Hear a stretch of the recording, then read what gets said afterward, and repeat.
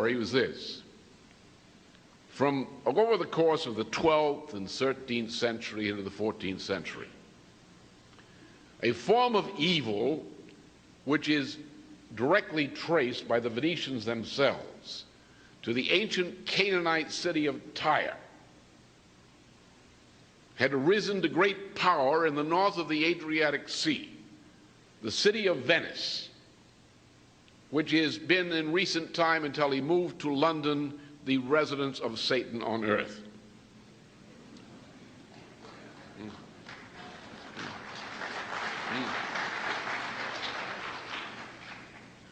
These people great power.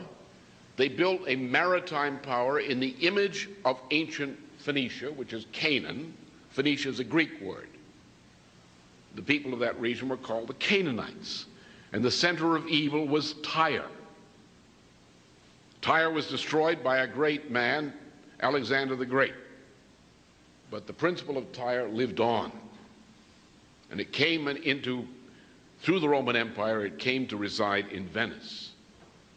And from about 800 AD on, Venice was an increasing power in the Mediterranean and became a great sea power, which became a dictatorship over the Mediterranean over the period from the course of the 12th century into the beginning of the 13th century with the so-called Fourth Crusade. And I can tell you all the Crusades were frauds.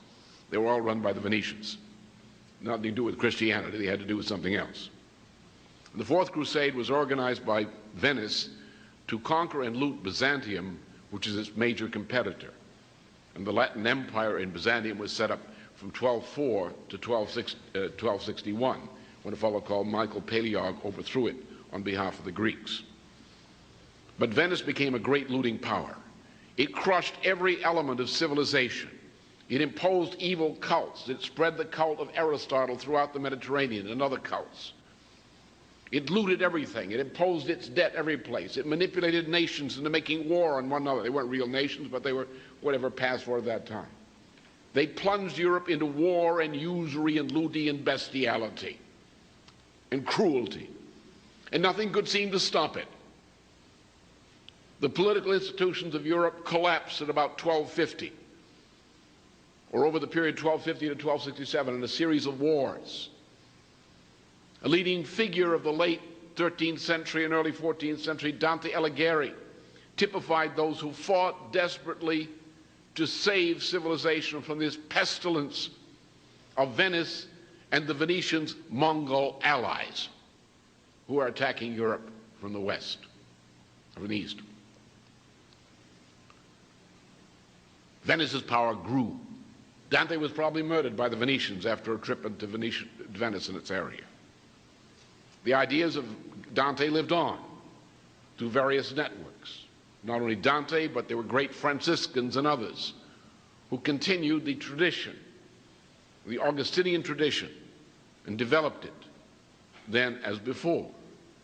Then in the middle of the century, the 14th century, the whole system collapsed in a chain reaction of bankruptcy, starting with the King of England discovering, by checking with his priest, that not only was usury a mortal sin, but that he, as the King of England, by continuing to pay his debts to usury, was actually contributing to the eternal damnation of the soul of his creditors.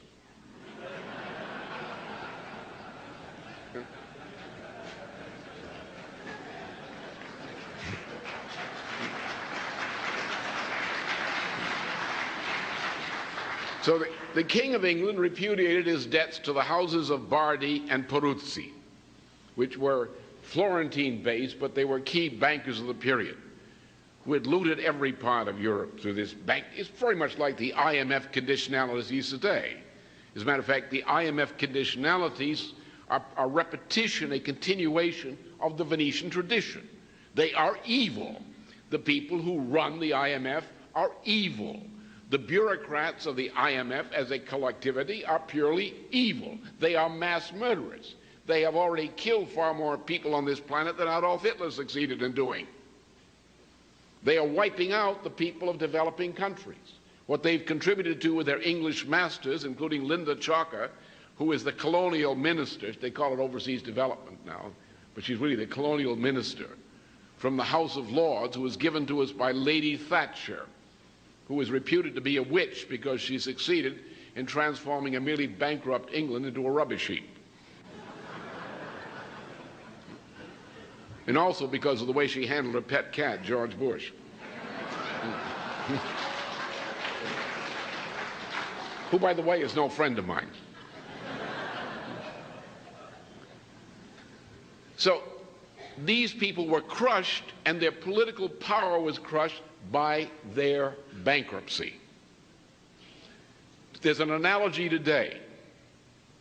I'm not Plutarch, and I'm not a priest of the cult of Apollo, as he was, but comparisons are sometimes permitted.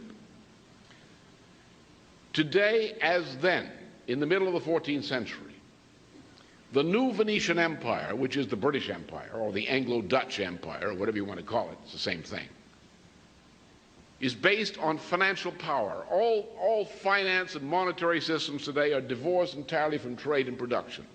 They're engaged in pure speculation, in usury, debt as a form of usury, the looting of countries, of whole regions of the world, the power of the ruling oligarchy, which are like Venetian families, Ford Foundation, this foundation, that foundation. This is what runs the United States, not the government. This is what runs the world, not the governments. The governments are run by these powerful families and their oligarchical connections, who control the Washington Post. They control the New York Times. They control the 3 TV networks. They control Jane Fonda. She might not admit it, but she's a real right-wing fascist, that Jane.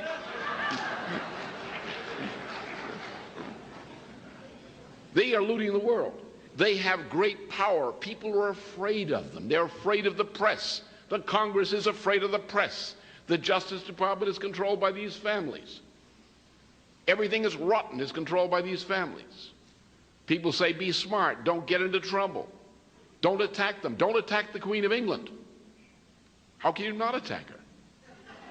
She's killing all those people. You're going to keep quiet about it? What, are you going to involve in misprision of a felony by not attacking the Queen of England?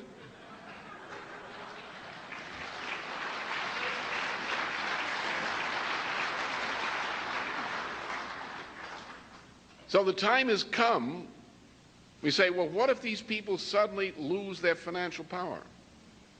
What if these banks go bankrupt? What if the IMF is liquidated? What if the international monetary institutions don't function?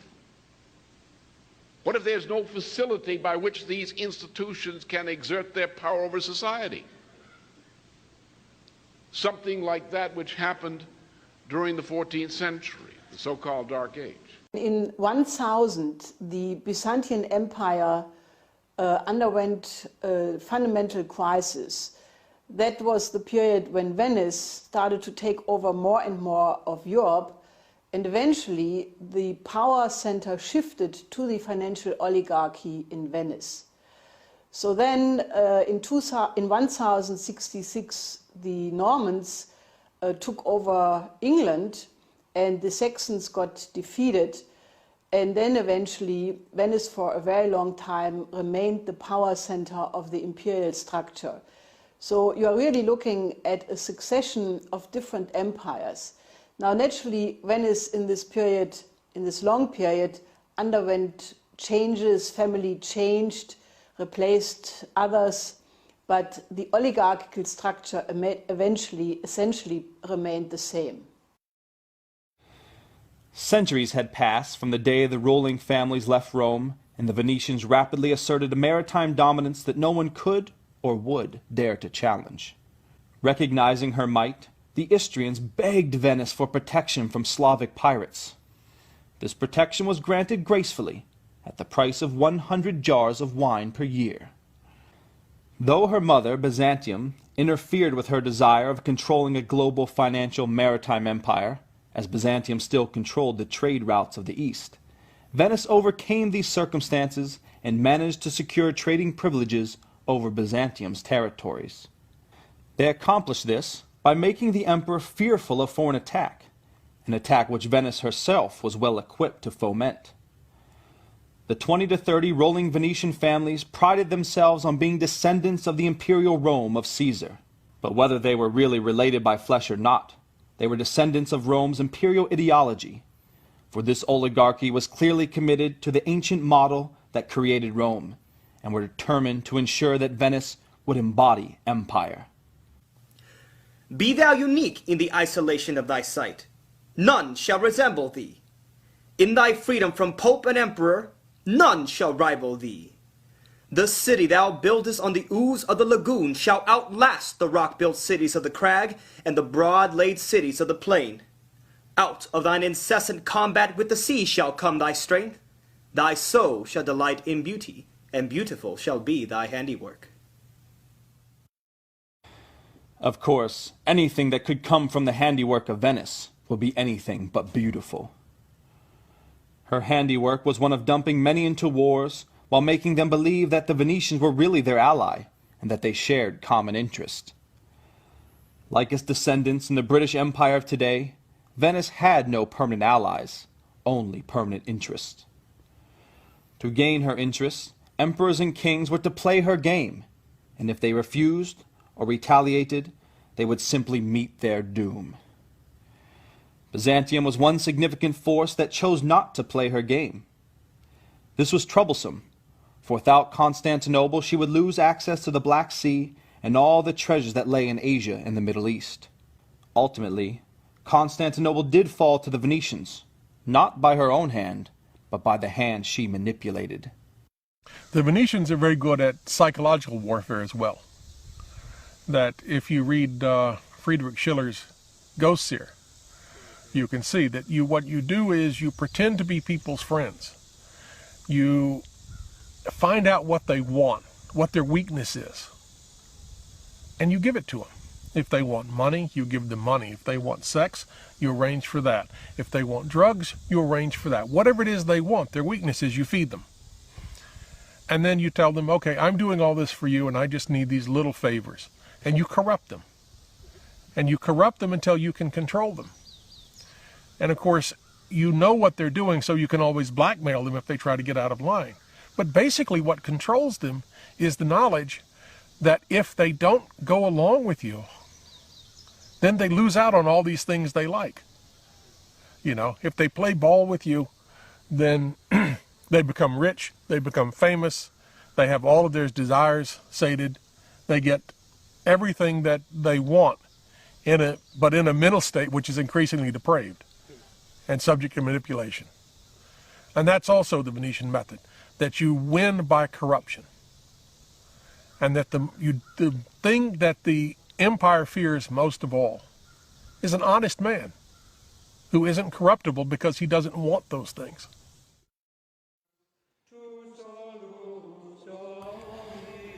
"15 years after Pope Gregory VII undertook major reforms, establishing ultramontane rule over all kingdoms of Europe, Pope Urban II delivered an infamous sermon at the Council of Clermont, consolidating the rule and issuing the orders to crusade, to retake the Holy Lands from the non-believers. Thousands of men, depraved and deprived of knowledge, were convinced to partake in the satanic expedition, as they were promised full exemption from civil jurisdiction and remission of sins.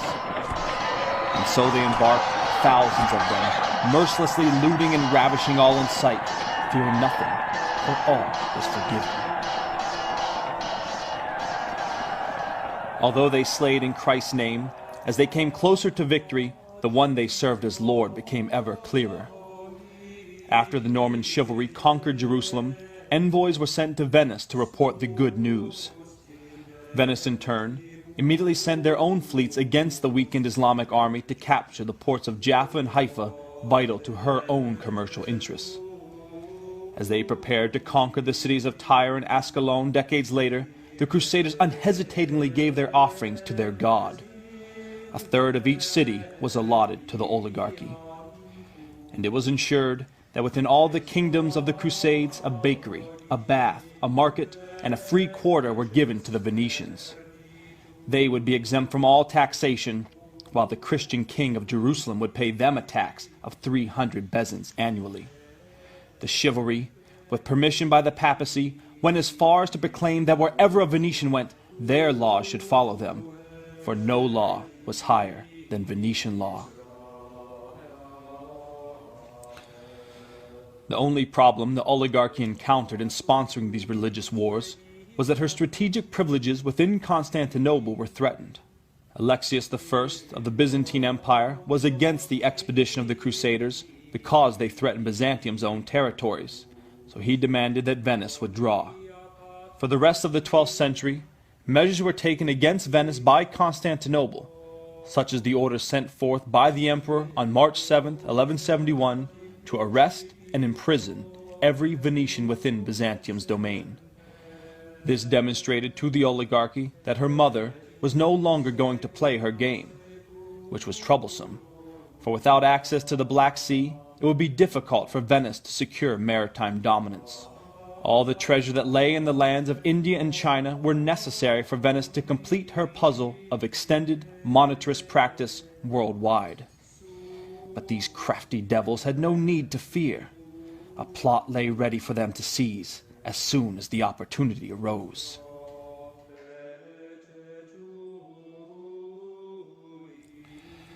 At the turn of the 12th century, Saracens waged war to retake the Holy Land from the Norman chivalry.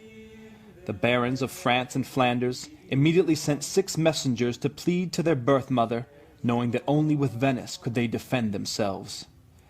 They assembled at St. Mark's, where the ambassadors pleaded to the oligarchy. Sirs, the most exalted and puissant of the barons of France have sent us to you, and they beg your favor, that you may be seized with pity for Jerusalem, which is in bondage to the unbelievers, and that for God's sake you will consent to aid them to avenge the shame of Jesus Christ. And they have chosen you, because they know that no people on the sea has so great power as you. And they bade us to fall at your feet, and not to rise until you grant that you will have pity on the Holy Land beyond the sea. All 6 kneeled to the assembly in tears, until Doge Enrico Dandolo delivered the official Venetian reply. Venice assisted the expedition under the condition that they accept a debt of 85,000 marks, the equivalent of 20,000 kilograms of silver. Neither the King of England nor of France generated such an amount annually. As a matter of fact, it would take them nearly 2 years to reach such a sum, and that only if they didn't spend an ounce on anything. Yet, the oligarchy contracted that the debt should be paid within a year. The fools signed Satan's contract, and the result was as Venice expected. The chivalry failed to meet the demands of the contract. The rulers of finance proceeded to utilize their new debt slaves to fulfill the task the empire desired: unchallenged maritime control of the East. Ostensibly, the Venetians only required them to retake their ports in Dalmatia from the Christian kingdom of Hungary. But within a matter of months, Venice's real plot came into effect. By the spring of 1202, 40,000 crusaders, 440 large ships, with 50 galleys were on a direct course towards Constantinople. Upon arrival, as the city walls and gates were broken open, the dogs of war were unleashed, destroying everything, looting from the altars of churches, melting the great statue of Hercules for its bronze, and raping every woman in sight, nuns included. Dandolo and the Venetian fleets kept back, watching their dogs ravish the city. They wanted one thing: the islands and the coasts necessary for their maritime empire, and none amongst the Normans hesitated to grant Venice her desires. Her greatest rival in the Mediterranean was annihilated, and her choices of emperor and patriarch, those who would protect Venetian interests, were appointed. This doge had served the oligarchy well, for Venetian voyages could now continue uninterrupted.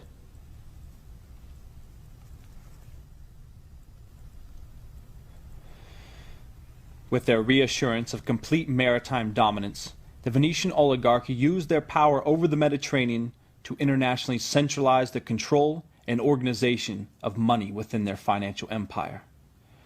Shortly after the raids in Constantinople, Venice dictated that all exchange of silver and gold bullion could only lawfully occur within her lagoon. Bullion ships sailed twice a year from the imperial center to keep this private market flowing. Through this method, Venice sucked Europe dry of its 500-year-old silver standard and enforced a gold standard upon them. The Venetian gold ducat, minted in 1284 of October 31st, became the lawful currency of international trade.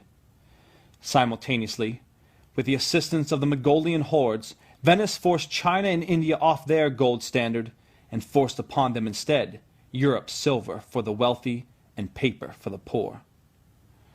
Thus, no country could produce bullion for its own use, and all currency exchange had to take place in Venice. During this same interval, the Venetian financial tyranny saw the rise to power of their junior partners in Florence, the family banking houses of the Acciaioli, the Peruzzi, and the House of Bardi, then the largest banking house on the planet. These, among others, were the banks that privatized the revenues of states by providing the usurious loans to most of the kingdoms in Europe and southern Italy. Although they wielded significant power, they were merely practicing the usury and financial speculation which the Venetian-dominated monetary system required. They were loan sharks swimming within a Venetian sea. The floating exchange rate between silver and gold bullion, controlled by the Venetian oligarchy, caused even the gold florian, minted by the Florentine bankers, to devalue to worthlessness. Nevertheless, the Florentine parasites served their master well until they became disposable. They are lending money to the major houses of Europe, the nations, or what passed for nations at that point, the kingdom, various kingdoms and duchies and things like that. And so they get them into debt.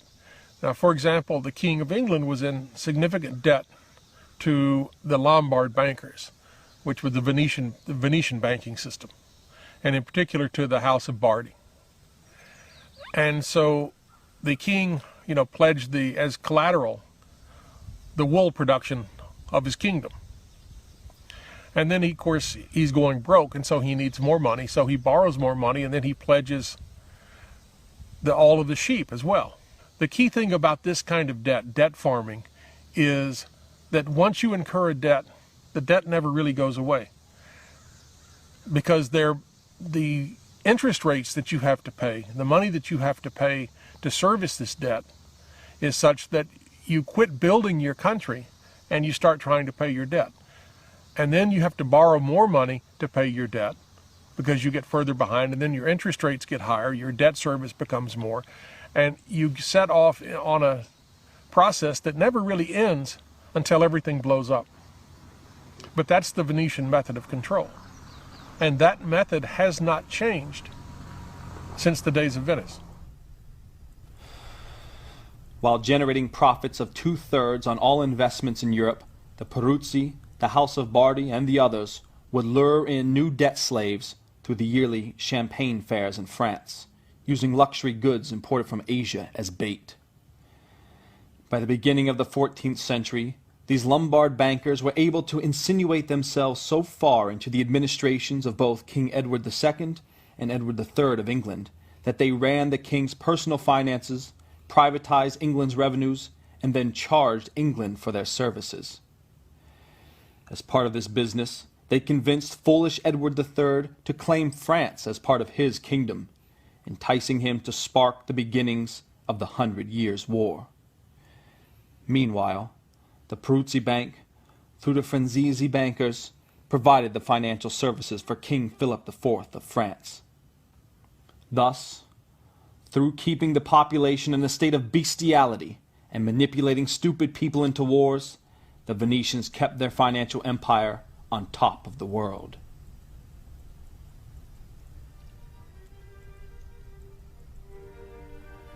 But with this practice of monetarism, significant productivity was abandoned and the body of the state was sucked to the bare bone. The production of wool in England, Flanders, and Spain collapsed. Because of depreciating farmland and equipment, food crises broke out, resulting in repeated famine within the 1310s, 20s, and 30s. The nature of the system caused farmers to go bankrupt, forcing them to hand over their lands to the bankers. For lack of funds and neglect, bridge construction halted, while those built the century before were left to rot. Sanitation was a joke. Monasteries ceased educating the young, and population levels dropped as the system drove further and further towards bankruptcy. The fleas had consumed all the blood of their host. The city of Florence went bankrupt in 1342, and the banking houses of the Acciaioli and the Buonaccorsi followed suit. The Kingdom of France went bankrupt in 1337, and Edward III's England followed suit in 1340. With the fall of these two kingdoms, and Venice playing currencies against each other, the Peruzzi fell bankrupt themselves in 1345, and within the same year, the top bank on the planet, the House of Bardi, finally collapsed.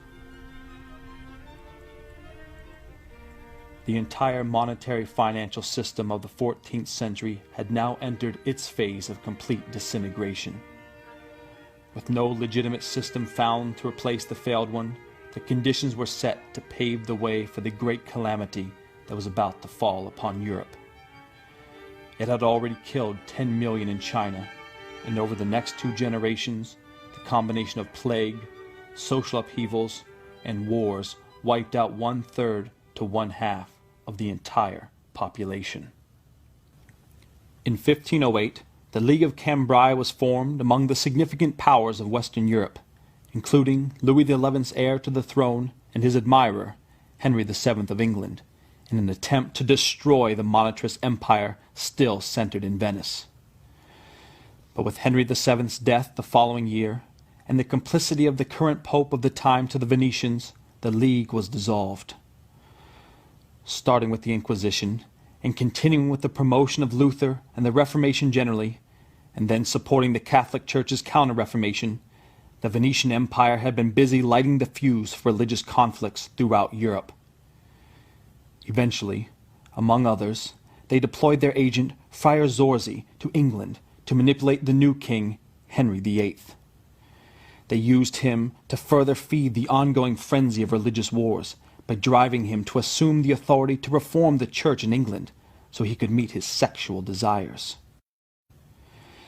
Fearing the former alliance which sought to destroy the devil, the oligarchy proceeded to move north in search of a new capital from which to operate. They settled throughout northern Europe, opening their first major headquarters in Amsterdam, Holland.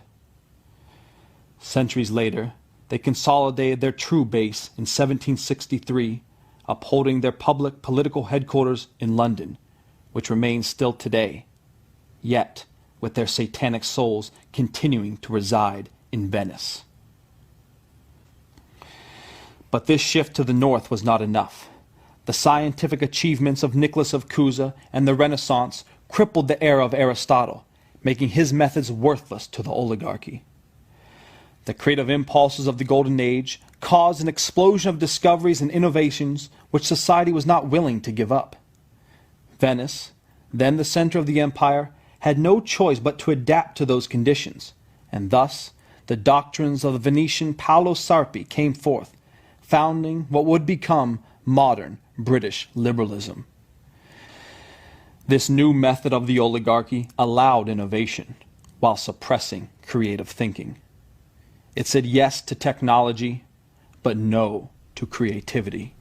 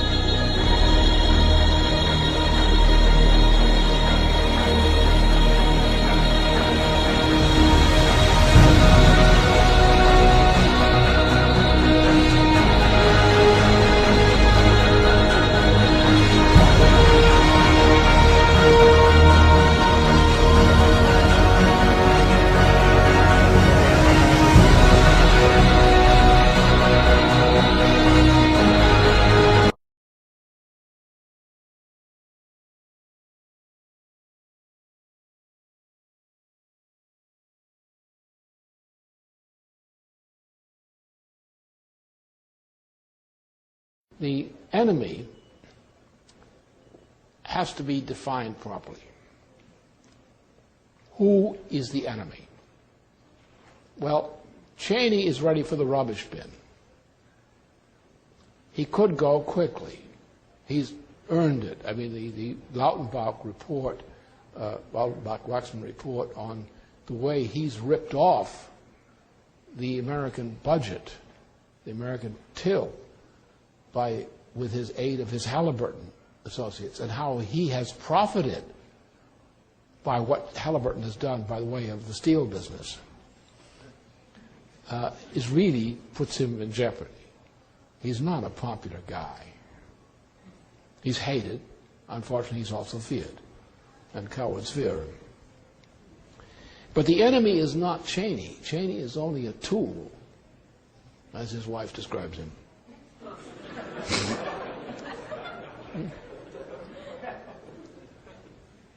The enemy is the Venetian faction. What the problem today in economy, which has to be addressed, and this is where Democrats lose their nerve. In the Senate and elsewhere, they lose their nerve. And it's not that they don't lack inspiring causes to go to, but when they know and they are informed by people like Felix Wahatan and so forth, that they are treading in dangerous waters, which they might not like to find themselves in, they wince. The biggest of what we have is the defection of Republicans from the Republican cause. Not the Republican Party as such, but from what the neocons represent in the Republican Party. So you have a mass defection of Republicans who cannot support what stinks. But you don't have Democrats, with a few exceptions, who are stepping up to the plate, as it is said, on issues, because they're afraid of what? They're afraid of the financial interests. We have to realize that the enemy of humanity today is the same enemy that Franklin Roosevelt had when he was alive, which sometimes we call the bankers, but he didn't think of the bankers, he had it right. He understood that the financial oligarchy, including the grandfather of the present president, Prescott Bush, had been the authors of funding Hitler's being put into power in Germany. That these people in the American oligarchy, the Wall Street oligarchy, the backers of Coolidge, the controllers of Hoover, these were the people who had put Hitler into power and Mussolini before him and Franco afterward. These were the people who were prepared to support Hitler all the way and his system if he had only gone eastward first against the Soviet Union rather than against France and England. They turned against Hitler. Many of them didn't turn until 1940, but they began to turn against Hitler when it was learned the German military was prepared to strike westward first before striking eastward. So they became anti-Hitler because they didn't like his direction. They liked his methods, but not his direction. And they supported him by bringing fascism, Nazism into power in Germany, and fascism into power throughout continental Europe.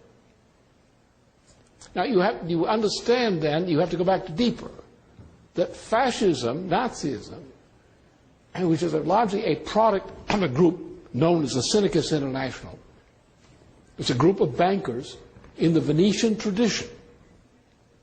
These are independent family banks, family financial interests, which cluster like a slime mold together and have individuality, but they also are a slime. Okay? This is the problem. These guys have come to the point where since 1939, when there was no longer, 1989, since there was no longer a Soviet Union as a contender, they felt free to destroy Western Europe and the Americas because they no longer needed Western Europe and the Americas as an economic and military strength to control the Soviet Union. Once the Soviet Union was gone, they said, history has ended, as Francis Fukuyama put it. History is now at an end. Now the empire can return. Now, the empire means the Venetian model, which means the British model. It means the Anglo-Dutch liberal model, under which, in their view, the nation state either should not exist, and they intend to eliminate most nation states, which is what the real purpose was in Iraq, not to defeat Saddam Hussein, was to destroy Iraq, which they're doing. Their intent is to destroy Syria. Their intent is to destroy Iran. Their intent is to destroy Israel. The intent is to destroy every part of that region of the world and beyond. And they call them failed states. You know, why does it fail? Because it got killed. That's why it failed. Then what about the other states? Well, they do not want to tolerate in Europe or in the United States a government which does not submit to the power of a financial oligarchy. Now, what these guys are up against is, which Felix Rahat really typifies, is they represent a financier oligarchy which says clusters of these bankers are going to run the world and no government will challenge the authority of these bankers, of their money. That's what the issue is. And they not only use the threat of financial campaigns against politicians and their constituencies, they also kill. They commit murders. They murder officials. They murdered Kennedy. They murdered McKinley. They murdered other people en masse. They are killers. They don't do it personally, generally. They give the orders. And they can find Nazi types like the Pinochet types and so forth who will go out and carry out those orders. That's the way it's done. So there is a genuine fear of these bankers or these financier interests among people who know that they hire killers. Most of the assassinations of the world are run, orchestrated by these financial agencies. They kill. They are poisonous cockroaches in our system, inhabiting the pores of our system. And that's what the problem is. People are afraid of them. Again, the answer, as I said just a while ago, the answer is if you don't have a sense of immortality, of an immortal interest in your life, you don't have the source of courage to make the kinds of decisions that challenge power, evil like that. What they represent, what Felix Rohatyn typifies in his own small way, is Satan. You want a figure for Satan? That's him. Not him personally as such, but he typifies what is satanic in society today. This is the evil. And people are afraid to stand up against evil.